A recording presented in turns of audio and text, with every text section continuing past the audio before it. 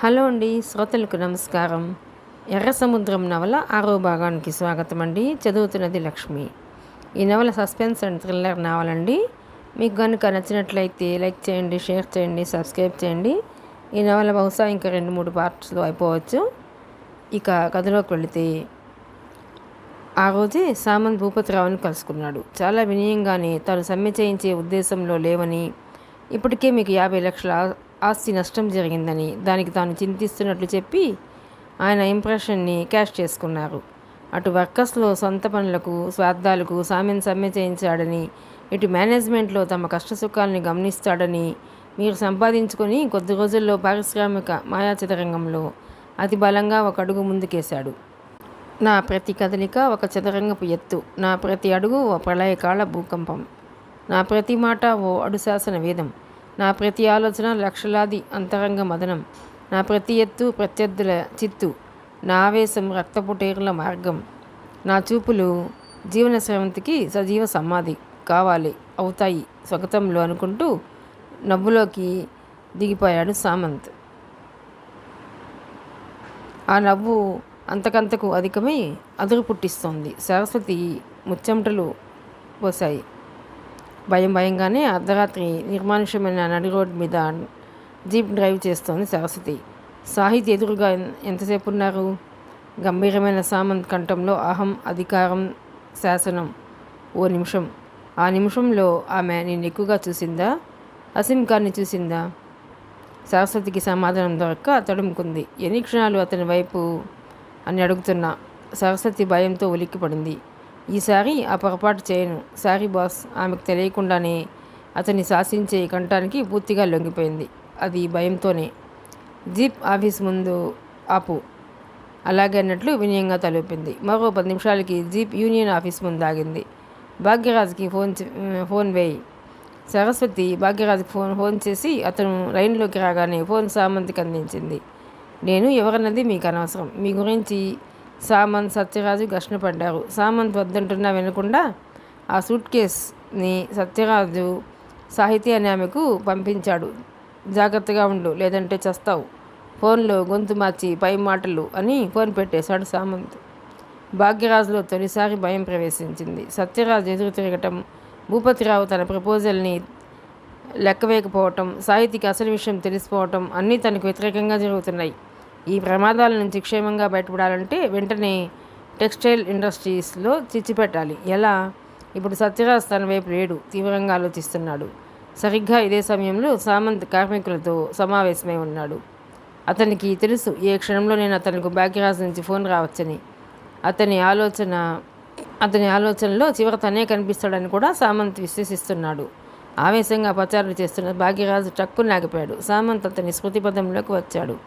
అప్పటికప్పుడే సామంత్ని labour king చేయాలనే నిర్ణయానికి వచ్చాడు. దాంతో తన మాటలు విని పారిశ్రామికవేత్తలకు, చోటా యూనియన్ లీడర్స్కి ఫోన్స్ వెళ్ళాయి. ఎంతో దీక్షగా రావణాసురుడి కష్టానికి రంగం సిద్ధం చేస్తున్నాడు భాగ్యరాజు.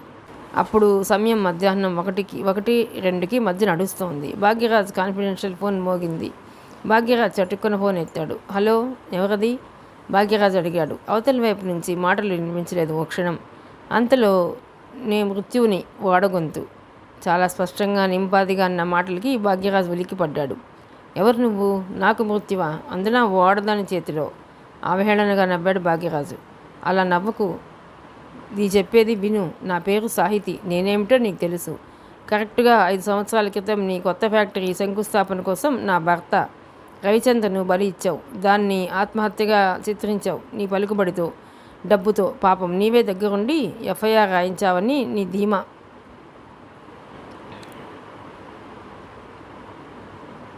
సాహితీ మాటలు పూర్తి కాలేదు. భాగ్యరాజ్ ధైర్యాన్ని కూడా తీసుకుని అన్నాడు. అయితే ఇప్పుడేంటట? ఏమిటట? ఏం చేయగలవు? అవహేళనగా పైకే అంటున్నా లోపల మాత్రం జంకుతున్నాడు. ఏం చేయగలను చూద్దులే. కరెక్ట్గా నీకు 4 రోజులు టైం ఇస్తున్నాను. తప్పుని ఎంతకు నీవే ఒప్పుకున్నావో సరే. నా భర్త తిరిగి వస్తాడని కాదు. అసలు అలాంటి భర్త కూడా నాకు అక్కర్లేదు. పెళ్ళాన్ని పోషించడానికి తన ప్రాణాలని అమ్ముకున్న పిరికివాడు నా భర్త. నేను అలా కాదు. అంత చూసే వరకు నిద్రపోని మొండిదాన్ని. నీ సర్వనాశనం చూసే వరకు నిద్రపోను. నా జుత్తు ముడివేసుకోను. గుర్తుంచుకో. నిన్నే కాదు, నీకు సహకరించిన వాళ్ళు కూడా మట్టి కరుస్తారు. నా చేతిలో ప్రీమియర్కి నేను సహకరించకూడదు అని నీవు నీ సత్యరాజ్ గాడు కలిసి చేయించిన దాడిని నేను ఇంకా మర్చిపోలేదు. కోపంతో సాహితి పళ్ళు పటపటా కొరికింది. ఆ శబ్దం స్పష్టంగా భాగ్యరాజ్కి వినిపించింది. ఓ క్షణం మునిగిపోయాడు. ఫోన్ టక్కుని పెట్టేశాడు. ఆలోచిస్తూ కూర్చుండిపోయాడు. ఆ సత్యరాజ్ గాడే ఇంత చేసింది. ఎప్పుడో నిక్షిప్తమైపోయిన సంఘటనని త్రవ్వి తీశాడు. నవాబ్ ప్యాలెస్ కొని పెట్టలేదనే ఆ గాడిద కొడుకు ఇంత పని చేశాడు. చూస్తాను వాడి సంగతి, ఈవిడ సంగతి ఆలోచిస్తూనే ఫోన్ ఎత్తాడు. త్వరలోనే వీడో మహాశక్తిగా ఉద్యమిస్తాడో. భూపతిరావు ఎస్గా పచారులు చేస్తూ అన్నాడు. కావచ్చు సార్, ఏం చెబుతున్నాడో ఎలా వశపరుచుకుంటున్నాడో తెలియదు కానీ ఎక్కడెక్కడి కార్మికులు సామంత్ మీటింగ్స్కి హాజరైపోతున్నారు మిస్టర్ ఎల్ వినయంగా చెప్పాడు. ఎల్ని బయటకు వెళ్ళమని సైగ చేసి దినేష్ దగ్గరకు పిలిచాడు. సమ్మె అనివార్యం. మనలాంటి ఏ కొద్ది కంపెనీలో జీతాలు పెంచి సదుపాయాలు కలిగించినా చాలా కంపెనీల్లో అది జరగలేదు. అక్కడక్కడ కార్మికుల్లో అసంతృప్తి కాచిచ్చుకు మొదటి అగ్గిపుల్లలు వెలగబోతున్నాయి. మంట రగిలితే ఆగటానికి సంవత్సరం పట్టవచ్చు, ఇంకా ఎక్కువ రోజులే పట్టవచ్చు. పాతాళగంగలో ఉన్న మన ప్లాంట్కి ఫోన్ చేసి 24 గంటలు ఫ్యాక్టరీని రన్ చేసి వీలైనంత రా మెటీరియల్ ప్రొడ్యూస్ చేయమని రహస్యం వర్తమానం పంపు. ఇది బయట ప్రపంచానికి ఏమాత్రం తెలియకూడదు. ఓ పక్క అతి ప్రమాదకరమైన తేనెతుట్టె కదిలిపోతుందంటూనే రా మెటీరియల్ పెద్ద మొత్తంలో ఉత్పత్తి చేయమంటున్నాడు తన తండ్రి. పరిశ్రమ మొత్తం స్తంభించిపోతే గుట్టలు గుట్టలుగా తయారైన ముడి పదార్థాన్ని ఏం చేస్తారు? దినేష్కి ఎంత ఆలోచించినా ఏం అర్థం కాలేదు. ఆ సందేహాన్నే పైకి వెళ్ళిపుచ్చాడు కొద్దిగా భయపడుతూనే. కొడుకు వైపు చూసి అమాయకుడివి అన్నట్లు నవ్వాడు. ఈ మాత్రం అర్థం చేసుకోలేకపోతే ఎందుకు పనికొస్తావు అన్నట్లు చూశాడు.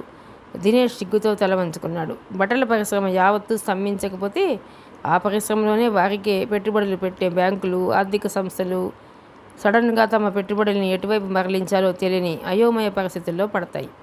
ఎక్కడో ఒకచోట వడ్డీకి ఇవ్వకపోతే బ్యాంకులు నష్టపోతాయి. బ్యాంకుల్లో డబ్బు డిపాజిట్ చేసుకున్న కస్టమర్స్కి నచ్చినట్లు వడ్డీ చెల్లించాలని. సో ఈ పాయింట్ దగ్గర మనం లాభపడాలి. వీలైనంత సొమ్ము బ్యాంకుల నుంచి అప్పు తీసుకునే ప్రయత్నం చేయి. ఆ డబ్బుతో ముడి పదార్థం తయారు చేసే మిగతా కొద్ది కంపెనీల వద్ద ఉన్న స్టాక్ కూడా కొని గోడౌన్లో భద్రపరచు. ఈ డ్రామాను ఎలా మలుపు తిప్పాలో, ఈ ప్రభుత్వాలకు ఎలా బుద్ధి చెప్పాలో నేను చూసుకుంటాను అంటూ వడివడిగా పైకి వెళ్ళిపోయాడు భూపతిరావు. దినేష్ నివ్వెరపోయాడు. తండ్రి తీసుకున్న నిర్ణయాలకు ఆయన వేయబోయే మాస్టర్ ప్లాన్ తనకు తెలియకపోయినా అమలు పరచలేక తప్పదు. అది ఒక కమాండర్ ఆజ్ఞ, ఒక రాజశాసనం లాంటిది. తండ్రి ఆడబోయే డ్రామా ఏమై ఉంటుంది? తీవ్రంగా ఆలోచిస్తున్నాడు దినేష్. తమకు చిన్న మేలు జరిగినా దాన్ని బ్రహ్మాండంగా బద్దలైనట్లు ప్రచారం చేసే జబ్బున్న కొందరు కార్మికుల్ని జాగ్రత్తగా ఎంచుకున్నాడు సామంత్. తన పలుకుబడి ఉపయోగించి, అది చాలనప్పుడు సత్యరాజ్ది ఉపయోగించి వారికి ఇంక్రిమెంట్స్, ప్రమోషన్స్ ఇప్పించాడు. దాంతో సామంత్ నిజాయితీపై, గొప్పతనంపై కార్మిక వర్గంలో చిన్న చిన్న కథలు సామంత్కి అనుకూలంగా ప్రచారంలోకి రావటం ప్రారంభించాయి. కరెక్ట్గా 5 సంవత్సరాల క్రితం నా దగ్గరకు వచ్చిన 3 వ్యక్తుల్లో ఒకడే గుర్తున్నాడు నాకు. ఎవరు మేడం? సాహితీ బాడీగార్డ్ కోపంతో ఊగిపోతూ అడిగాడు. హసీం ఖాన్. బాడీగార్డ్ తుల్లిపడ్డాడు. అవును వాడే, తిరిగి అంది స్థిరంగా సాహితీ. వాడిని లేపేయమంటారా? తెరవబోయే బోను తలుపు వైపు చూసి చిరుతపులిలా ఉన్నాడు బాడీగార్డ్. అదే పొరపాటు. వాడిని లేపితే మిగతా ఇద్దరు ఎవరైంది తెలియకుండా పోతుంది. ఒక పని చేయి, ఖాన్ని అనుక్షణం నీడలా వెంటాడు. మరోవైపు భాగ్యరాజ్ అలవాట్లను స్టడీ చేయి. మిగతా కథ నేను నడిపిస్తాను. ఈ సందర్భంలో ఎంత ఖర్చైనా వెనుకంజ వేయవద్దు. Go head. సాహితీ కళ్ళలో కదిలిన ఎరుపు జీరను గార్డ్ స్పష్టంగా చూశాడు. ఆ మరుక్షణమే అక్కడి నుంచి అదృశ్యమయ్యాడు. ఆలోచిస్తూ అలాగే కూర్చుండిపోయింది సాహితీ. ఆమె ఆలోచనల్లో అతి సన్నని చీలిక. ఓవైపు పాపను తన బలమైన వడిలో పొదుపుకొని రక్షణ ఇస్తున్నట్లు కనిపించే నాగ్, మరోవైపు తన భర్త ప్రాణాలను కొనుక్కున్న కిరాతకులు. ఆలోచనలు తెగటం లేదు ఎంతకీ. ఈ మధ్య తరచూ తన ఆలోచనల్లో తన ప్రమేయం లేకుండానే నాగ్ చోటు చేసుకుంటున్నాడు. ఈ ఆలోచనల పూర్వాపరాలు ఏ ఫలితాన్ని చూపెడతాయో. భాగ్యరాజు ఓ పక్క సాహితీ హెచ్చరికను పెడచెవిన పెట్టినట్టే ఉంటాడు. మరలా అంతలోనే చిన్న పాముకైనా పెద్దగా కావాలనుకుంటాడు. చట్టరీత్యా తను సేఫ్. కానీ తనలాంటి వాళ్లను శిక్షించేది చట్టం కాదు. దెబ్బతిన్న వాళ్ళు కావాలనుకుంటే శిక్షించాల్సిన చట్టమే రక్షిస్తుంది. కానీ అక్కడ దాకా వెళితే ఒక ఆడదానికి భయపడినట్లుంటుందనే న్యూన్యత. రాత్రి 9 గంటల సమయం. అతను వచ్చేశాడు. వచ్చి ద్వారబంధం దగ్గర ఆగిపోయాడు. నల్లగా మెలితిరిగిన కండలతో 6 అడుగుల ఎత్తులో యమకింకరలా ఉన్నాడు. అతని చేతిలో నల్లతాచు లాంటి కొరడ, కళ్ళల్లో వినయం, కర్కశమైన చూపులు. భాగ్యరాజ్ నైట్ గౌన్ జారవిడ్చాడు. ఇప్పుడు అతను కేవలం అండర్వేర్ మీదే ఉన్నాడు. కానివ్వమన్నట్లు భాగ్యరాజ్ సైగ చేశాడు. ఒక అంగలో అతడు భాగ్యరాజ్ని సమీపించాడు. ఆమరక్షణం అతని చేతిలోని గొరడా పైకి లేచింది విసురుగా. ఆ గదికి ఆనుకొని ఉన్న చెట్ల కొమ్మల్లో కూర్చున్న వ్యక్తి బైనాక్యులర్స్లో ఆ దృశ్యాన్ని గమనిస్తున్నాడు శ్రద్ధగా. ఎదురుగా నిలబడ్డ పెద్ద కొడుకు వైపు చూశాడు భూపతిరావు. చిన్నప్పుడు తను నాగ్ అంటేనే బాగా ఇష్టపడేవాడు. దినేష్ ఎప్పుడు తల్లి చీర కొంగు పట్టుకొని దొంగచూపులు చూస్తుండేవాడు. నాగ్కి ఏది కావాల్సినా నిర్భయంగా అడిగేవాడు. ఎందుకు అది కావాలో కూడా చెప్పేవాడు. బయట నుంచి వచ్చే బంధువులు, స్నేహితులు అంటుండేవారు తండ్రికి పెద్ద కొడుకంటే తల్లికి చిన్న కొడుకంటే ఇష్టమని. అది లోక సహజం అని కూడా అనేవారు. నాగ్ ఎప్పుడు బోస్, సుఖదేవ్, ఆజాద్, ఠాగూర్, అబ్రహాం లింకన్, బుద్ధుడు కథలంటే ఇష్టపడేవాడు. దినేష్ మాత్రం JRD Tata, Kirloskar, Henry Ford, Rockefeller, Agnelli, Conrad Hilton, Lee Iacocca, Honda, Akio Morita, Sony Japan, Edsel Ford, Galadari brothers Iran, Giovanni, Silvio Berlusconi, Donald Trump లాంటి ప్రపంచ భాగ్యవంతుల కథల్ని, స్వీయ చరిత్రల్ని, Manhattan, New York, Tiffany location, Wall Street లాంటి ప్రపంచ భాగ్యవంతులకు మక్కాల్ లాంటి ప్రాంతాల గురించి వింటుండేవాడు. ఒకే రక్తం పంచుకు పుట్టిన అన్నదమ్ముల్లో పూడ్చలేకపోయిన వైరుధ్యాల అగాధం. ఒకడు భాగ్యాన్ని సృష్టించాలంటాడు, మరొకడు అందరికీ అది అందాలంటాడు. ఒకరిది తండ్రి మనస్తత్వం, మరొకరిది తల్లి మనస్తత్వం. పెద్ద కొడుకు రోజు రోజుకు తనకు మానసికంగా దూరమైపోతున్నాడు.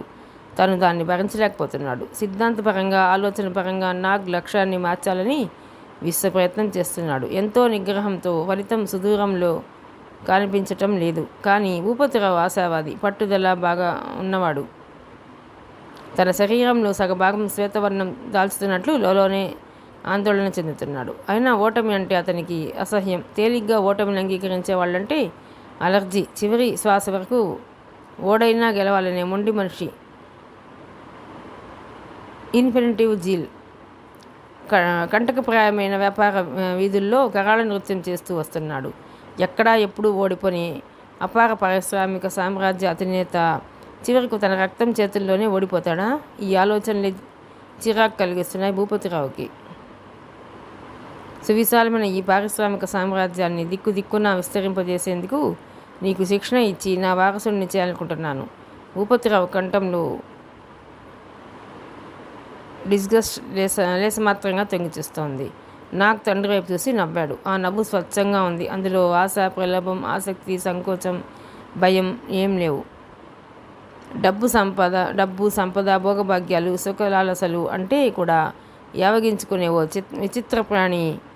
మనీ మేకింగ్ మెషిన్ రక్తం పంచుకు పుట్టడం మీరు సుస్థాపితం చేస్తూ వస్తున్న సామ్రాజ్యం వలన ఎవరికి ప్రయోజనం? దేశానికా, ప్రజలకా, సమాజానికా? మీ లాభాల ఖజానా నుంచి ఎంత దేశ సంక్షేమానికి ఉపయోగిస్తున్నారు?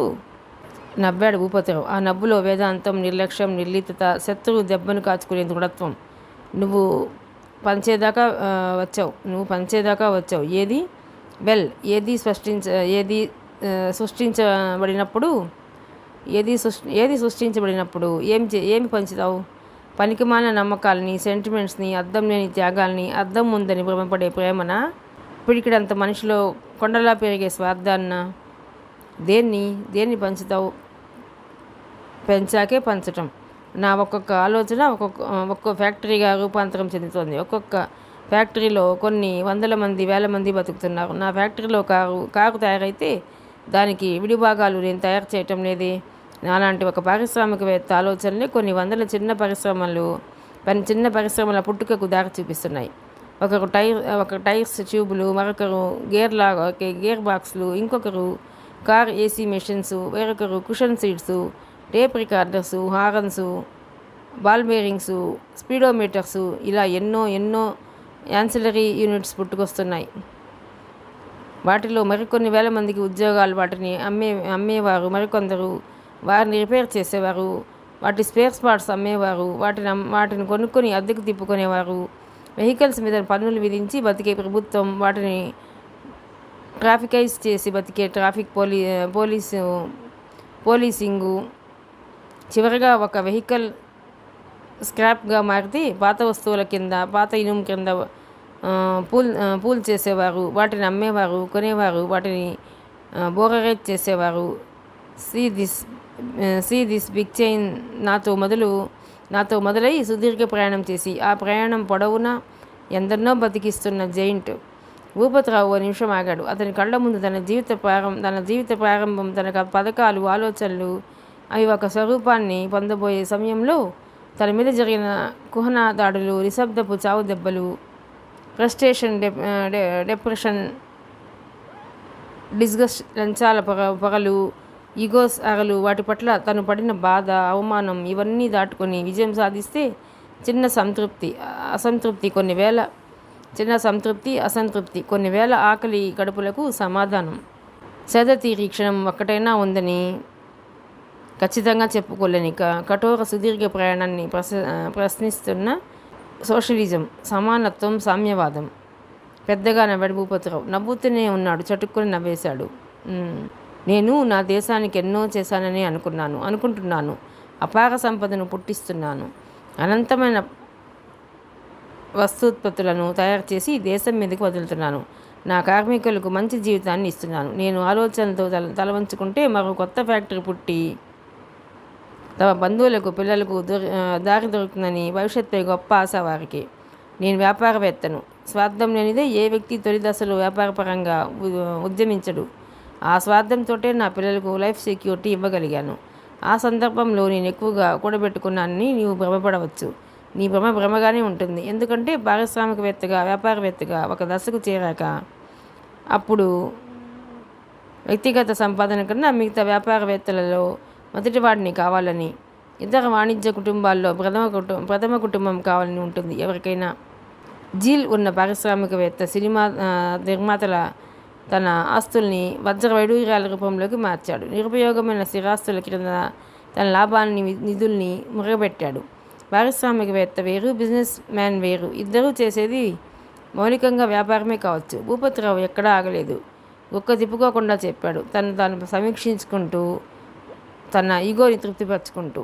నాగ్ మౌనంగా ఉన్నాడు. తండ్రి చెప్పిన ఎనాలిసిస్ సమీక్షించుకుంటున్నాడు మనసులోనే. నీకు తెలుసా, ఈ దేశంలో పరిశ్రమ పెట్టుకోవడానికి, వ్యాపారాన్ని ప్రారంభించడానికి ఏ బిజినెస్ మ్యాన్ ఇష్టపడ్డు? ఎందుకో తెలుసా?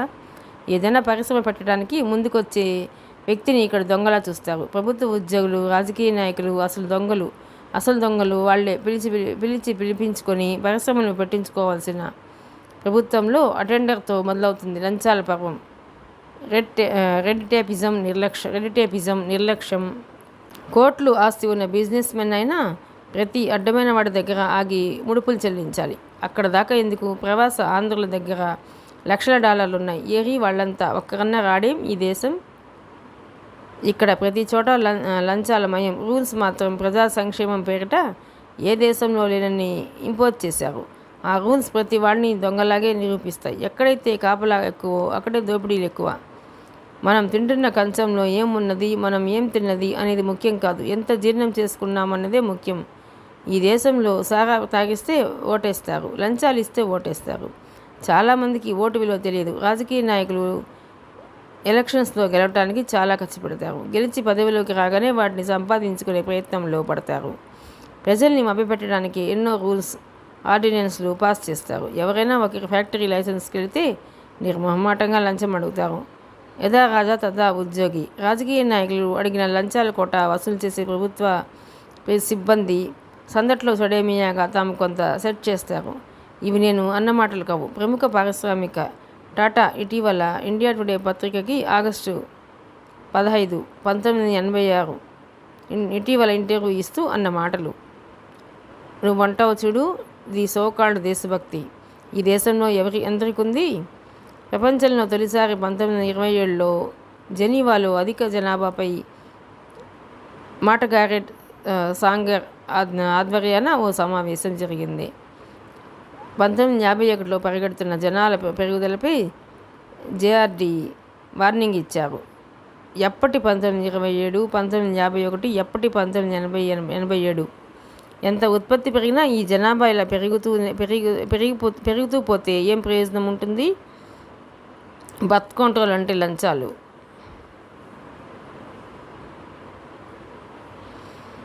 నీకోసం నీ కుటుంబ సంక్షేమం కోసం కుటుంబ నియంత్రణ అంటే లంచం అడిగే నికృష్టులున్నారు. ఒకరు లేక అంటే ముందుగా పుట్టింది 2 ఆడపిల్లలే అని, లేక 2 మగపిల్లలే అని మరో కాన్పు కోసం. అలాగే సెంటిమెంటల్ స్టూపిడ్స్ ఉన్నారు ఈ గడ్డపై. వస్తూత్పత్తి, సంపద ఉత్పత్తి కంటే పిల్లల్ని పుట్టించడంతో వీరాది వీరులు మన వాళ్ళు. వీళ్ళు ఈ దేశంలో పుట్టిన వాళ్ళు కాదా? ఏం వీళ్ళకు దేశభక్తి ఉండక్కర్లేదా? దేశభక్తి గుండెల మీద చేతులు వేసుకొని చెప్పగలవా? ఈ దేశంలో ఎంతమందికి దేశభక్తి ఉందో? మీ యువత గురించి ఆలోచిద్దాం. ఈ దేశంలో యువత బడ్డీ కొట్ల ముందు పాన్ పరాగులు, కిళ్ళీలు, మేకల నములుతూ, టీ కొట్ల బల్లల మీద జోగుతూ, వీధి మలుపుల్లో సినిమా సమావేశాలు పెట్టడంలోనే తమ కాలాన్ని వెలిబుచ్చుతోంది.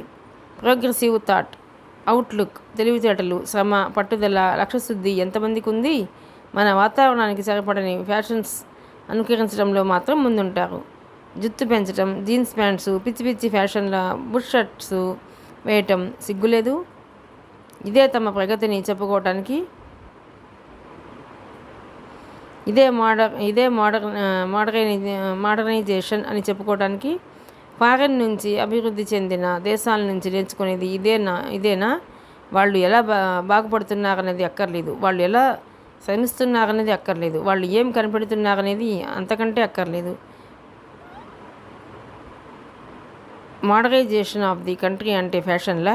అభిమాన నటుడి కోసం గలబా సృష్టించడం, పెద్దలు ఇచ్చిన సొమ్మును సిగ్గు లేకుండా ఖర్చు పెట్టడం, పొట్టకొస్తే డొక్కా శుద్ధి లేని వీళ్ళు డిగ్రీలు పాస్ అయ్యి ఏదో ఘనకార్యం సాధించినట్లు ఫోజులు పెట్టడం, చిన్న ఉద్యోగాలు అయితే నామోషి, తల్లిదండ్రుల కష్టాజితాన్ని అడుక్కోవటంలో సిగ్గులేదు, 25-30 ఏళ్ళు వచ్చినా చేసేందుకు పని లేదని దేశాన్ని తిట్టడం, వీళ్ళేం దేశానికి ఊడబొడిచారని వీళ్ళను దేశం గొప్ప జీవితాలు ఇవ్వాలి. ఒకవేళ ఉద్యోగాలు ఇచ్చిన హోమ్సిక్, దూరంగా ఉద్యోగం చేయలేరు, తల్లిదండ్రుల మీద ఇంటి మీద బెంగ, జీతాలు ఇంక్రిమెంట్స్ పెంచమని హక్కుగా అడుగుతారు, సమ్మెలు చేస్తారు. కానీ ఏనాడు ఒక్కసారన్నా సమావేశమై మేము లంచాలు తీసుకోమని, వర్క్లో నిజాయితీ చూపిస్తామని, దేశ భవిష్యత్తు కోసం రెడ్ టేపిజాన్ని, అలసత్వాన్ని నిర్మూలిస్తామని ఉద్యోగులు కానీ యూనియన్ లీడర్స్ కానీ వాటిని నడిపేది సోకాల్డ్ రాజకీయ పార్టీలు కానీ హామీ ఇచ్చారా?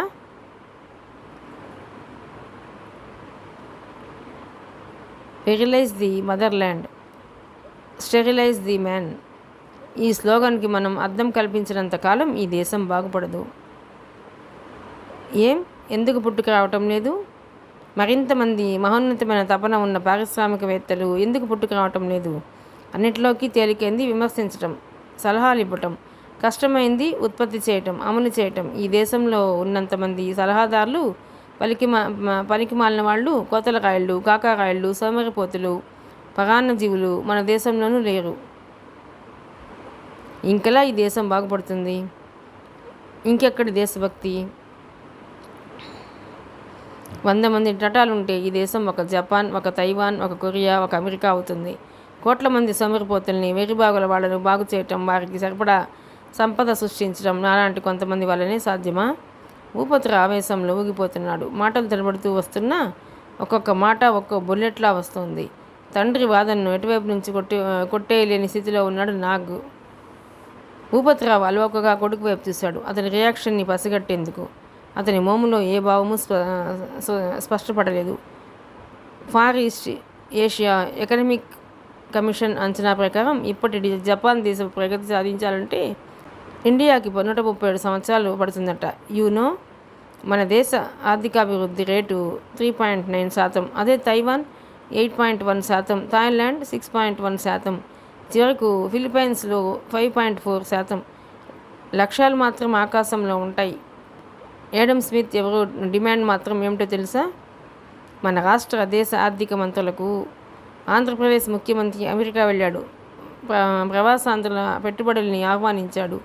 మీకు అది ఇస్తాం, ఇది ఇస్తాం, ఊడబొడుస్తాం అని పేపర్ స్టేట్మెంట్స్ ఇచ్చాడు.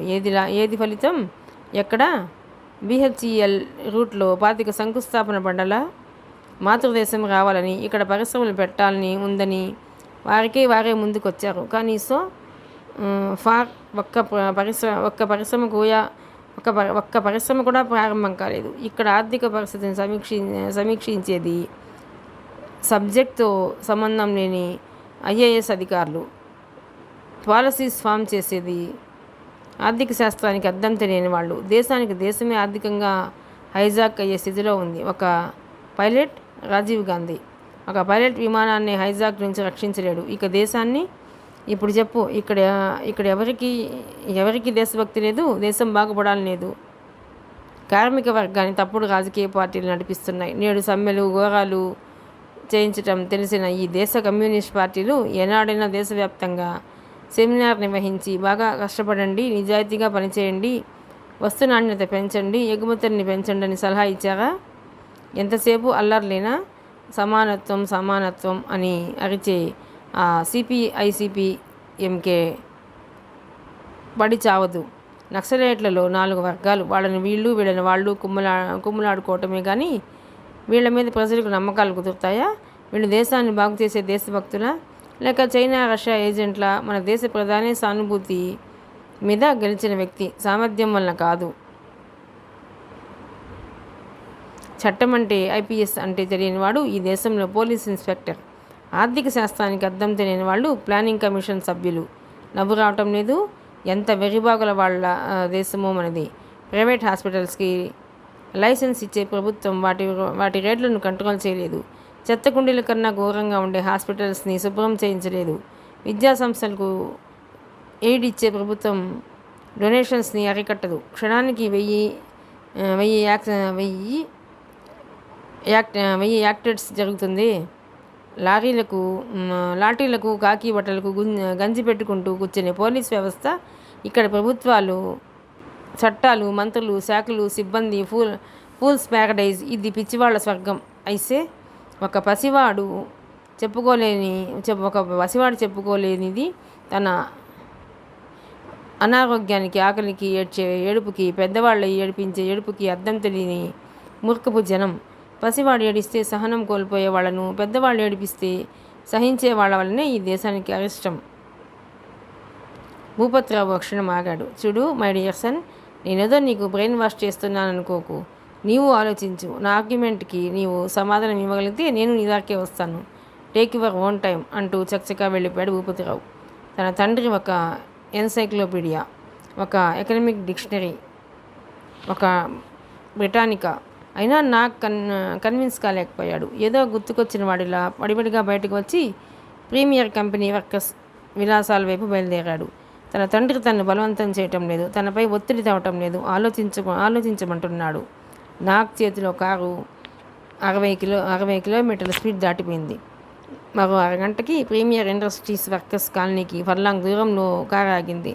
నాగ్ కారులోంచి దిగి దాన్ని లాక్ చేసి ఒంటరిగా నడుచుకుంటూ కాలనీ వైపు బయలుదేరాడు. అప్పుడు సాయంత్రం 6 అవుతోంది. తండ్రి వాదనలో నిజం లేకపోలేదు. ఉన్న ఆయన ఆలోచనలతో తను ముడిపడలేడు. అయినా నా దేశ ప్రజల్లో అంత పనికిమాలిన వాళ్ళు ఉన్నారా? అంత స్వార్థపరులు ఉన్నారా? రోజు రాజుకు తన తండ్రి పిన్ పాయింట్ ఎడ్జ్ వాదన దగ్గర మిగిలిపోతున్నాడు. ఆయనకు ఆ వ్యవస్థ మీద, దేశం మీద, దేశ ప్రజల మీద, బాగు మీద, ఆర్థిక ప్రగతి మీద ఎవరి అబ్జెక్షన్ అయినా ఓవర్ రూల్ చేసే సామర్థ్యం ఉండవచ్చు. అది తను ఒప్పుకుంటే తప్పనిసరిగా తన తండ్రి దారిలోకి వెళ్ళక తప్పదు. అది తనకు ఆత్మహత్య సదృశ్యం. రోజుకు వాదనతో తన తండ్రి విశ్వరూపమెత్తుతున్నాడు. సరిగ్గా ఈ సమయంలోనే తను ఆయనతో వాదనలో పోటీపడి నెగ్గాలి. అంత అనుభవం తనకు లేదు. తనకున్న ఆలోచనలు తండ్రి అనుభవం ముందు, ఆయన పేర్చుకుంటూ వస్తున్న సిద్ధాంతం అరల కట్టడాల ముందు తల వంచక తప్పదు. ఈ దేశం ఇంకా అంతగా చెడిపోలేదని, ఈ దేశ ప్రజలు అంతగా పొల్యూట్ కాలేదని, ప్రగతి ముందుందని నమ్మించి ఆచరించి చూపగలిగితే నవభారత నిర్మాణానికి నడుం కడతారని నా నమ్మకం. కానీ ఇప్పుడు ఆచరణలో శ్మశాన నైరాస్యం నుంచి నవసమాజం నిర్మాణపు పునాదుల్ని లేపాలి. ఆ కోట బురుజులు ప్రపంచ దేశాలు అచ్చరు అందేంతగా మెరవాలి. చూద్దాం నా ఈ సరికొత్త ఆలోచనలు సమాజపు బాగుకి ఉపయోగపడతాయో లేక సమాంతర రేఖలుగా చీలిపోయి సమసిపోతాయో. ప్రయత్నం ప్రయోగం అనివార్యం. యుద్ధం తప్పదు. తన తండ్రి తరానికి తనకి సిద్ధాంతపరమైన చేయటం మరో ఎత్తు. ఒక్కొక్క ఆలోచన ఒక్కో పదునైన శుద్ధిలా నాకు మెదడును తొలిచివేస్తున్నాయి. పావుగంటకు కాలనీకి ప్రవేశించాడు. యుద్ధకాండ సామూహిక అలుముకొని శ్మశాన వైరాగ్యం అక్కడ తాండవిస్తోంది. జీవం ఉన్న శవాలు, అస్థిపంజరాలు ఆ వీధుల్లో నీరసంగా కదులుతున్నాయి. ఒక్కొక్కరిళ్లల్లో కూడా జీవం లేదు. కడుపు నిండా తిండి, కంటి నిండా నిద్రలేక చావుకు సరిహద్దు రేఖను గీస్తున్న వారిలా ఉన్నారు. ఒకరిద్దరు పారిశ్రామికవేత్తలు, యూనియన్ లీడర్స్ చేసిన కిరాతక చర్యలకు బలైన వేలాది కుటుంబాలు, తమ శ్రమతో శక్తియుక్తులతో బంగారం పండించే సుక్షితులు, కంపెనీ మూత కారణంగా పనిలేక జీతాలు రాక ఆకలిని గెలవలేక ఓడిపోతున్న కార్మిక సోదరులు. నాక్కి తెలియకుండానే అతని కళ్ళు తడిదేరాయి. రాత్రి 8 గంటల వరకు ఆ కాలనీలో తిరిగాడుతూనే ఉన్నాడు. ఏదో చేయాలి, ఎలాగైనా వీరిని ఆదుకోవాలి, తన తండ్రి వాదనకు సమాధానం చెప్పాలి. అటుగా వెళుతున్న ఒక యువకుడిని ఆపాడు నాగ్. ఏం జరిగింది? ఎందుకు ఇలా అయిపోయారు? నాగ్ ప్రశ్నకు అతను నిర్లిప్తంగా నవ్వాడు. తప్పుడు రాజకీయాలు, స్వార్థపరులైన కంపెనీ యజమానులు, వారిని వెనుకేసుకొచ్చే అధికారులు, నాయకులు, చివరిగా మేము నమ్మిన కార్మిక సంఘాలు, వాటి లీడర్స్ మేము. అతని గొంతులో నిరాశ, నిస్పృహలు, కళ్ళ లోతుల్లో చేసిన తప్పుకు పడే పశ్చాత్తాపం. మరి పరిష్కారం? నాకు తిరిగి ప్రశ్నించాడు. మా పాత మేనేజ్మెంట్ మా కంపెనీని తెరవదు. వాళ్ళెప్పుడో ఇల్లు సర్దుకున్నారు. రేపో మాపో నిక్షేపంగా కొత్త కంపెనీ పెట్టగలరు. దయవున్న ప్రమోటర్ ఎవరన్నా నడుం కడితే కంపెనీ తిరిగి తీర్చుకుంటుంది. అతనిలో ఆశ ఇంకా చావలేదు. మీ పేరు? ఆదిత్య. చూడు మిస్టర్ ఆదిత్య, మీకు వీలైతే ఈరోజు సాయంత్రం హోటల్ ఒబరాయ్లో నన్ను కలుసుకోండి. మీ కంపెనీ తిరిగి తెరిచే అవకాశాల గురించి ఆలోచిద్దాం అన్నాడు స్థిరంగా. అప్పటికే నాగ్ నిర్ణయానికి వచ్చాడు. ఆదిత్య ఆశ్చర్యపడాడు నాగ్ మాటలకు. నాగ్ వైపు నమ్మనట్టుగా చూశాడు. అతనికి ఆ చిత్రమైన అలవాటు ఉందా? సాహితిని విస్మయంగా అంది. అవును మేడం, అతను సెల్ఫ్ శాడిస్ట్. అతని చిన్నతనంలో జరిగిన కొన్ని దారుణమైన సంఘటనలు అతను శాడిస్ట్ని చేశాయి. దాంతో అతను స్త్రీ ద్వేషిగా మారాడు. ఆ తర్వాత పెళ్లి చేసుకున్నాడు తండ్రి బలవంతం మీద. కానీ స్త్రీపరమైన ద్వేషం పోలేదు అతనిలో. తన భార్య మంచిదే అయినా ఆమెని అనుక్షణం అనుమానించేవాడు. కాస్తో కూస్తో వ్యక్తిత్వం ఉన్న ఆమె భాగ్యరాజుకి ఎదురు తిరిగేది. దాన్ని సహించలేని భాగ్యరాజు ఆమెను కడాతో గొడ్డును బాధినట్లు బాధేవాడు. అప్పుడు ఆమె గర్భవతి. ఆ దెబ్బల్ని సహించలేక ఆమె బావిలోకి దూకి ఆత్మహత్య చేసుకుంది. ఆమె డెడ్ బాడీని పోస్ట్ మార్టం చేశారట. అప్పుడు ఆమె గర్భంలో మృత శిశువు ఉంది. ఆ శిశువుకు కుడికాలికి 6 ఏళ్లున్నాయి. అది చూసి భాగ్యరాజు చలించిపోయాడట. కారణం, భాగ్యరాజు వంశంలో అందరికీ 6 ఏళ్లున్నాయి. తన భార్య తప్పు చేయలేదని తెలుసుకునేసరికి కాలం మించిపోయింది. అప్పటి నుంచి అతనిలో 2 విభిన్న మనస్తత్వాలు నెలకొన్నాయి. ఒకటి శాడిజం, ఇతరులను హింసించి ఆనందించటం. మరొకటి తనను హింసించుకునే సెల్ఫ్ శాడిజం. ఇవి అతని వ్యక్తిగతమైన బలహీనతలు. ఇకపోతే ఇప్పుడు అతను తన కూతుర్ని, అంటే అదే భార్యకు మొదటిసారి పుట్టిన ఆడపిల్లను ఒక ప్రముఖ పారిశ్రామికవేత్త కోడల్ని చేయాలని ప్రయత్నంలో విఫలమయ్యాడు. సందర్భం లేకపోయినా భాగ్యరాజు అవసరమైన చోట్ల సమ్మెలు చేయించినందుకు గాను సత్యరాజ్కి ఓ ప్యాలెస్ కొనిస్తానని మాట ఇచ్చాడు. అది నెరవేర్చడం భాగ్యరాజుకి ఇష్టం లేదు. దాంతో సత్యరాజ్ భాగ్యరాజు మీద కోపంగా ఉన్నాడు. ఇవన్నీ అలా ఉంచి సత్యరాజ్ కూడా తన కూతుర్ని ఆ పారిశ్రామికవేత్త కోడల్ని చేయాలని ప్రయత్నించి విఫలమయ్యాడు. వీరిద్దరూ వారికి తెలియకుండానే ఒక ప్రమాదకరమైన డ్రామాలో ఇరుక్కుపోతున్నారు. ఆ డ్రామాను నడిపేది సామంత్ అనే యువ కార్మిక నాయకుడు. ఆ పారిశ్రామికవేత్తను లొంగ తీసుకునేందుకు చాలా మంచివాడైన సామంత్ను భయపెట్టి లొంగ తీసుకుని నేషనల్ టెక్స్టైల్స్ ఫ్యాక్టరీకి లీడర్ని చేశారు. అతని రుచి మరిగిన మ్యాన్ ఈటర్లా వీళ్ళిద్దరినీ తొక్కేసి పైకొచ్చే ప్రయత్నాల్లో ఉన్నాడు. అతను ఒక క్షణం ఆగాడు. Most useful information, very good అంది సాహితి తన బాడీగార్డ్ చెప్పిన విషయాల్ని మన్నం చేసుకుంటూ. అతనికి ఆనందంగా ఉంది. 50,000 ఖర్చు పెట్టిన తన మేడంకి అవసరమైతే వివరాలే సేకరించగలిగినందుకు. హసీం ఖాన్ సత్యరాజ్ మనిషి కదా, మరి భాగ్యరాజ్ మనిషిగా 5 సంవత్సరాల క్రితం నా దగ్గరికి వచ్చాడే అంది మరిన్ని వివరాలు తెలుసుకునే ప్రయత్నంలో.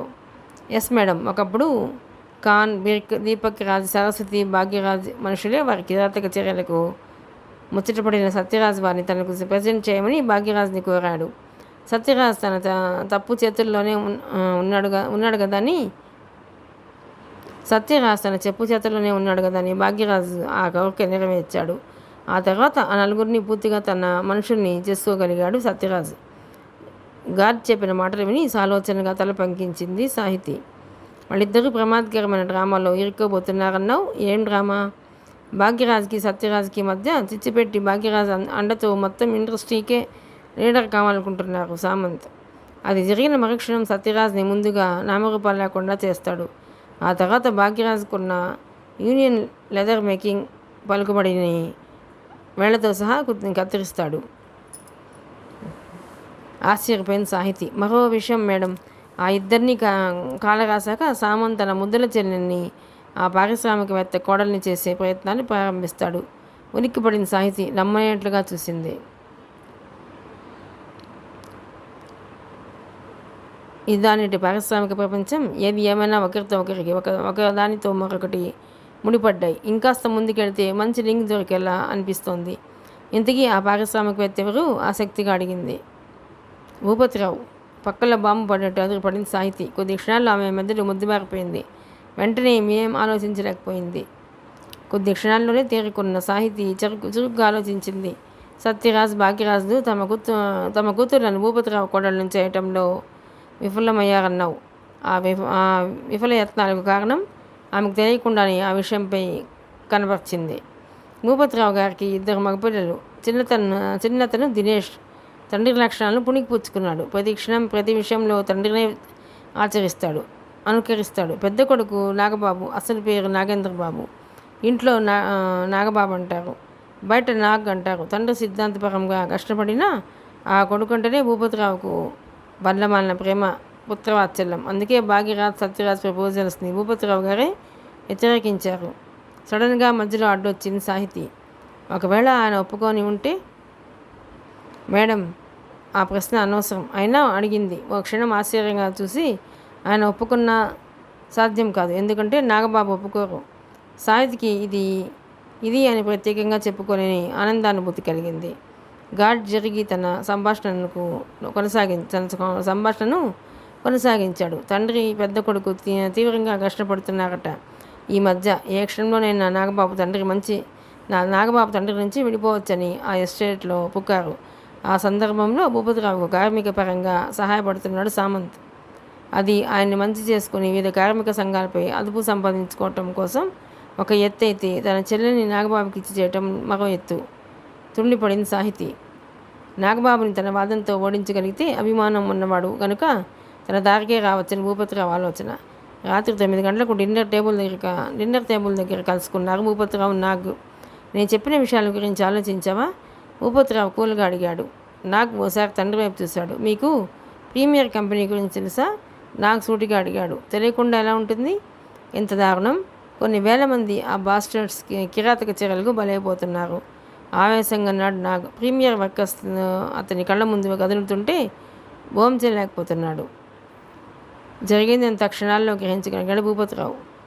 నిజమే, దారుణమే. అది అయితే తప్పు ఒక మేనేజ్మెంట్దే అని నా ఉద్దేశం.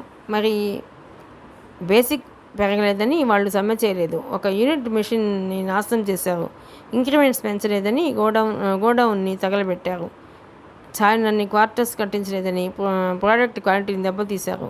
వాళ్ళ పిల్లలకు స్కూల్ ఫీజు అలవెన్స్ ఇవ్వలేదని బాయిలర్ని తగలెట్టారు. తమ అసంతృప్తి ప్రభుత్వ దృష్టికి రావాలని దాదాపు 15 ఆర్టీసీ బస్సులని తగలెట్టారు. దీనికేమిటి నీ సమాధానం? ఇవన్నీ తప్పులే కాదన్ను. పరిస్థితి అక్కడి వరకు రాకముందే వారి న్యాయమైన కోరికలు తీర్చవచ్చు, తీరవాలి కూడా. తీర్చమని అడిగే హక్కు కూడా వారికి ఉంది. తీర్చాల్సిన బాధ్యత వీరికి ఉంది. అయితే మాత్రం దేశ సంపదను తగలబెట్టుకుంటారా? తల్లి 1 గంట అన్నం పెట్టడం ఆలస్యం చేసిందని ఆమెను చెప్పుకుంటారా? ఈ దేశంలో ఏ సమస్య అంత త్వరగా పరిష్కారం కాదు. కాస్త ఓర్మి వహించి ప్రభుత్వ పరంగా చర్యలకు దిగవచ్చు కదా. పోనీ ఉన్న ఆస్తుని తగలెట్టారు, వారి డిమాండ్స్ పరిష్కారమయ్యాయా? మనం బతుకుతున్నది నాగరిక సమాజంలో, అడవిలో కాదు. న్యాయంగా వారికి రావాల్సినవి ఇస్తే, నాకు మాటలు పూర్తి కాలేదు, ఇస్తే నిజాయితీగా చేస్తారంటావా? భూపతిరావు సడన్గా అడిగాడు. తప్పక. ప్రభుత్వాలు కాస్త ఆలస్యమైన ఓట్ల కోసమో డిమాండ్స్ పరిష్కరిస్తుంటాయి కదా. మరి ప్రభుత్వ ఉద్యోగుల్ని ఎందుకు ఆలస్యం ఉంది? 10:30 ఆఫీస్ అయితే ఆ సమయానికి ఖచ్చితంగా వచ్చే ఉద్యోగుల శాతం ఎంతో చెప్పగలవా? 37% అని నీకు తెలుసా? ప్రభుత్వ ఆఫీసుల్లో వార్తాపత్రికలు, నవల్స్ గుట్టలు పడి ఉంటాయి. ఎందుకని? వచ్చిన దగ్గర నుంచి పళ్ళు వంచి పనిచేసేవారైతే ఇవన్నీ అక్కడికి ఎలా వస్తున్నాయంటావు? ఒక్కొక్క ఫైల్ నెల తరబడి ఎందుకు పేరుకుపోతుంది? ఇంతెందుకు, ప్రీమియర్ కంపెనీని ఏ ధర్మాత్మలో తిరిగి ఓపెన్ చేస్తాడు. ఆ కంపెనీ తిరిగి నిలదొక్కునే వరకు ఆ వర్కర్స్ క్రమశిక్షణతో కష్టపడి పని చేస్తారంటావా? ఎతకపోయిన తీగ కాలికి తగిలినట్లయింది తండ్రి ఆ ఛాలెంజ్ చేయటం. ఇదే సరిగ్గా ఈ పాయింట్ దగ్గరే తండ్రి మీద తను నెగ్గాలి. ఆ వ్యక్తి ఈ గుగడాల్ని ఎక్కడ కొంటుంటాడు? సాహితీ ఆలోచనగా అడిగింది. నెహ్రూ బజార్లో ఉన్న 12వ నెంబర్ షాప్లో మేడం. ఎన్నాళ్ళకు ఒకసారి కొత్త కొరడా కొంటుంటాడు? వారానికి ఒకటి. ఈ వారంలో ఎప్పుడు కొనబోతున్నాడు? ఈ రాత్రికే. ఎన్ని గంటలకు? రాత్రి 7 గంటల తర్వాత. సాహితీ మెదడు పాదరసం కంటే వేగంగా పనిచేస్తుంది. బాడీ గార్డ్స్ని వెళ్ళమని చెప్పింది. లేచి టైం చూసుకుంది. సమయం సాయంత్రం 6:10 అవుతుంది. త్వరగా తన విశ్రాంతి గదిలోకి వెళ్ళింది. సరిగా 15 గంటకు బయటకు వచ్చింది. బయట తలుపు తీసింది. ఎదురుగా ఉన్న ప్యూర్ని ఎవరీమే అన్నట్లు చూశాడు. ఎవరు మీరు? లోపలికి వెళ్ళినట్లు నేను చూడలేదా? విస్మయంగా అడిగాడు. మేకప్తో తన మనుషులే గుర్తుపట్టలేనట్టుగా ప్రిపేర్ అవటంపై సంతృప్తి పడింది సాహితీ. గొంతు మార్చి అంది. నేను వచ్చినప్పుడు నీవు లేవు అని. మా మేడంకి తెలిసి మీరు లోపలికి వెళ్ళారని, ఇప్పుడు బయటకు వచ్చారని నాకు గుర్తు కావాలి. మీరెళ్ళి మేడంతో స్లిప్ రాయించుకు రండి, లేదా ఫోన్లో చెప్పించండి. ఇవి సాహితీ కార్పొరేషన్స్ రూల్స్ తెగేసి చెప్పాడు బలిష్టంగా ఉన్న ఆ ప్యూన్. సాహితీ రాబోయే నవ్వును బలవంతాన్ని అణుచుకుంటూ లోపలికి వెళ్ళిపోయింది. నిమిషానికి లోపల నుంచి గేట్ ప్యూన్కి రింగ్ చేసింది. ఆమెని బయటకు పంపించు. మరో విషయం, మరో గంటకు ఇప్పుడు వెళుతున్న ఆవిడ తిరిగి నా వద్దకు వస్తుంది. రానివ్వు. ఓ గంట నేను రెస్ట్ తీసుకుంటాను. లోపలికి ఎవరిని రానివ్వకు, అధికారపూర్వకంగా అంది. మరికొద్ది నిమిషాలకి సాహితీ ఆటోలో ఉంది. ఆ ఆటో నెహ్రూ బజార్లో ఉన్న 12వ నెంబర్ షాప్ వైపు దూసుకుపోతుంది. ఇచ్చిన గడువులోపు భాగ్యరాజ్ తప్పు ఒప్పుకున్నాడా? సరే, లేదంటే ఒక్కసారి అంతమొందించి తను హంతకురాలు కాకూడదు. జీవితాంతం కుళ్ళి ఏడ్చేలా చేయాలి. సాక్ష్యాలకు దొరకకుండా ఈ మధ్య నాకు కనిపించలేదు. ఎందుకో తెలియదు కానీ నాగ్ని చూడాలనిపిస్తోంది. సాహితీ ఆలోచనలో ఉండగానే ఆటో నెహ్రూ బజార్లోకి ఎంటర్ అయింది. ఆమె స్లోగా నడుస్తున్న ఆటోలోంచి 12వ నెంబర్ షాప్ కోసం వెతుకుతోంది. ఈ పారిశ్రామిక ప్రపంచంపై నాకు ఆధిపత్యం కావాలి. ప్రస్తుతం నా యూనియన్ చాలా చిన్నది. పైగా లేబర్ కమిషనర్ గుర్తింపు కూడా లేదు. ధీమాగా అన్నాడు సామంత్. అధికార పార్టీలో ఉన్న కార్మిక మంత్రి ఓ నిమిషం సాలోచనగా చూశాడు. మీరేం సందేహించనక్కర్లేదు. మీ వాటా మీకు రహస్యంగా ఏ రూపంలో కావాలంటే ఆ రూపంలో అందుతుంది. అది మీకు వ్యక్తిగతమైన లాభం. పార్టీ పరంగా మీకు అప్పగించిన పార్టీ నిధుల్ని నేనే అందిస్తాను. దీనివలన మీకు సీఎం దగ్గర తిరిగుండదు. ఇకపోతే నా యూనియన్ పెరిగితే వారి ఓట్లని మీ పార్టీకే. ఇక మిగిలింది ప్రజాసేవ. ఓ 10 రూపాయల జీతం పెంచాలని నేను సమ్మె లేవదీస్తాను. మేనేజ్మెంట్ మేము మీ దగ్గరకు సంప్రదింపులకు పిలిపించబడతాం. అప్పుడు మేనేజ్మెంట్కి కొత్త లైసెన్స్ ఇచ్చి వారిని సంతృప్తిపరచండి. మా జీతం పెరుగుదలకు వత్తాసు పలికి పేపర్స్లో అయ్యో నా కార్మికులు అని స్టేట్మెంట్ ఇవ్వండి. అందరూ క్షేమం, అన్నీ లాభం. ఓకే. నిండా 30 ఏళ్ళు కూడా లేని యువకుడు, ఇటీవలే అతి చిన్న కార్మిక వర్గానికి లీడర్ అయినవాడు, మీసమెత్తు అనుభవం కూడా లేనివాడు, మతలబులు, క్యాలిక్యులేషన్స్ ఆశ్చర్యపోయాడు. ఇటీవలే కార్మిక మంత్రి అయిన 28 ఏళ్ల యువకుడు ఈ ప్రపోజల్ ఒప్పుకోక తప్పనిది. భ్రష్టు పట్టిపోయిన ఈ దేశ వ్యవస్థలో ఇలాంటి చదరంగం ఆడకపోతే ఇంటికెళ్లాల్సి ఉంటుంది. కొద్ది నిమిషాల ఆలోచనల అనంతరం మంత్రి కానివ్వమన్నట్లు తలూపాడు. ఇక్కడ అతను పెద్ద లీడర్ కావడం కోసం రాజకీయ పార్టీ అండను ఆశ్రయించాడు సామంత్. మరికొన్ని సందర్భాల్లో గుర్తింపు పొందిన పెద్ద యూనియన్స్ మేనేజ్మెంట్తో కుమ్మక్కు అవుతుంది. లీడర్స్ స్వలాభం కోసం న్యాయంగా తమకు రావాల్సినవి రాక కొందరు కార్మికులు ఒక అసంతృప్తి వర్గంగా ఏర్పడతారు.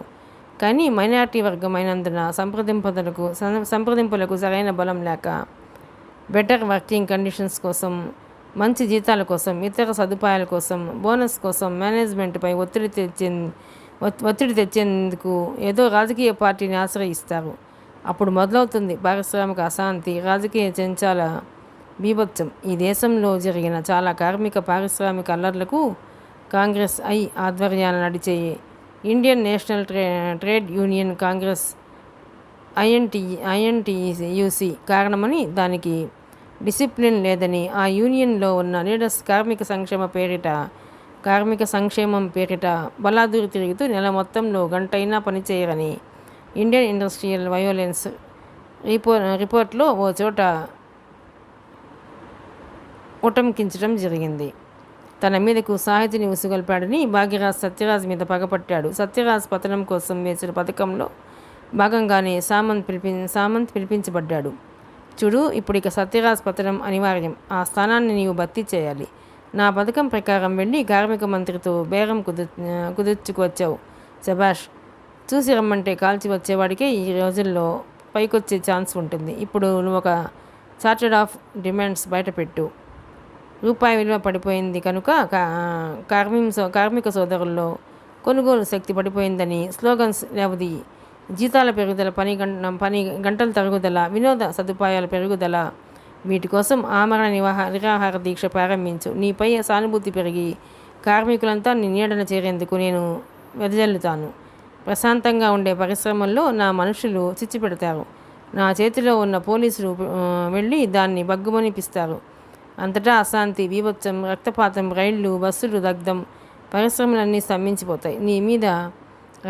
నీ మీద నాటకీయంగా గుండాల దాడి చేయిస్తాను. ఆ సందర్భంలో నీ రక్తం కొంత త్యాగం చేయాల్సి ఉంటుంది. నీ ప్రాణానికి నా ప్రాణం అడ్డం. నీవు హాస్పిటల్లో చేర్పించబడతావు. అక్కడికి ప్రెస్ వాళ్ళను నేను రప్పిస్తాను. రాష్ట్రాన్ని బాగు చేసేందుకు ఏ పథకాలు తమ వద్ద లేకపోయినా ప్రెస్ వాళ్ళ ముందు, జనం ముందు జలగం వెంగళరావు, ఎన్టీ రామారావు ఏ లెవెల్లో ఆవేశపడ్డారో నీవు అలా ఆవేశపడిపో. ఆ సందర్భంలో ఓ పేపర్ ద్వారా నీకు అమ్మ అన్నలాగా ఓ బిరుదులు ఇస్తాను. హాస్పిటల్లో నుంచి కట్లతో పారిపోయిరా. నా ప్రాణం పోయినా నా సోదరులు అంటూ కాస్త ఓపిక చేసుకుని అరువు. దాంతో పిచ్చి జనం నమ్మేస్తారు. ఈ దేశంలో ప్రజల్ని నమ్మించినంతగా మరెక్కడా సాధ్యం కాదు. రాష్ట్ర ప్రభుత్వాన్ని తిట్టే బదులు కేంద్రంలో ఉంది మీ పార్టీ కదా, నిధులు ఇప్పించవచ్చు కదా అని జలగంని అస్తమానం కేంద్రాన్ని తిట్టే బదులు సామరస్యంతో వ్యవహరించి నిధులు తేవచ్చుగా అని ఎన్టీఆర్ గురించి ఈ రాష్ట్రంలో ఎవరైనా ఆలోచిస్తారంటావా? అలాగే ఇక్కడ డ్రామాలు భలే ఆడవచ్చు మొత్తానికి. నీవు గొప్ప లీడర్గా కార్మికుల సబ్కాన్షియస్పై రుద్దపడతావు. కార్మికులు ఎప్పుడైతే పూర్తిగా నిన్ను తమ లీడర్గా గుర్తిస్తారో అప్పుడు లేచి నిలబడు. నా సోదరులు ఆకలితో మాడి చావటం సహించలేక సంప్రదింపులకు వెళుతున్నానని చెప్పు. మేనేజ్మెంట్తో పర్సనల్గా రాజీకి రా. అప్పుడు కొన్ని డిమాండ్స్ మాత్రమే తీరుస్తామంటారు వాళ్ళు. కొంత డబ్బు లాగేసుకుని ఒప్పుకో. బయటకు వచ్చి పరిశ్రమ ఆర్థిక పరిస్థితి బాగాలేదని వాళ్ళు వాపోయారు. లెక్కలు నేను చూశాను. నాకు అందులో కొంత నిజముందనిపించింది. అందుకే కొన్ని డిమాండ్స్ వాయిదా వేశాను. కానీ అతి త్వరలోని అవి చచ్చినట్లు తీరుస్తారు. లేదంటే మన శక్తి తెలుసుగా అంటూ కార్మికుల ముందు పూనకం వచ్చిన వాడలా ఊగిపో.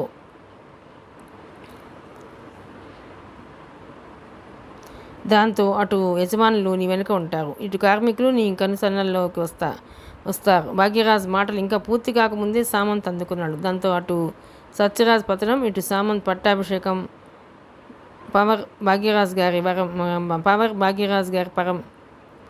భాగ్యరాజ్ పెద్దగా నవ్వాడు. శభాష్, అది అల్లుకుపోవటం అంటే వెంటనే కార్యరంగంలోకి దిగిపో అంటూ ఓ బ్రీఫ్ కేసు అందించాడు భాగ్యరాజు.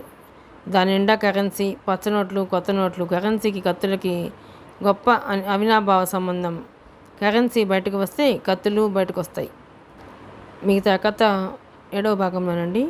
ప్లీజ్ అండి, ఈ నవల కనుక మీకు నచ్చినట్లయితే లైక్ చేయండి, షేర్ చేయండి, సబ్స్క్రైబ్ చేయండి.